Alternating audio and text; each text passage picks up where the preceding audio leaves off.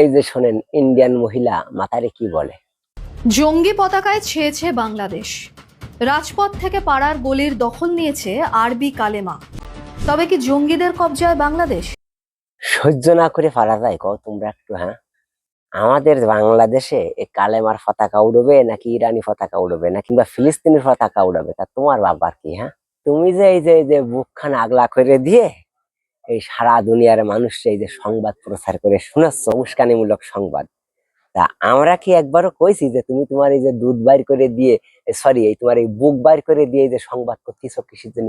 তুমি একজন মাইয়া মানুষ, কেন তোমার বুকটা ঢাকো নাই? আমরা কি বলেছি? বলিনি কিন্তু।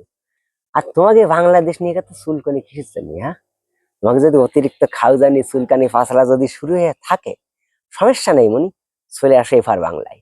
বহু যুবক তোমাদের জন্য এই যে কন্ডম নিয়ে বসে রয়েছে, ঠিক আছে? তোমাদের খাউজানি চুলকানি ফাসলা দাও দেখবি সুন্দরভাবে মিটাই দেবে, ঠিক আছে?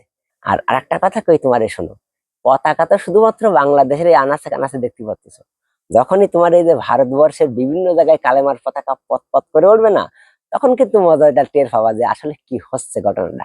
আর এই দর্শক বিন্দুরা, তোমাকে একখান কথা কই, যদি আমার এই কথাগুলো বা আমার এই ভিডিওগুলো যদি ভালো লেগে থাকে, তাহলে অবশ্যই পেজটি ফলো দিয়ে ভিডিওটি শেয়ার করে দেবেন, ঠিক আছে?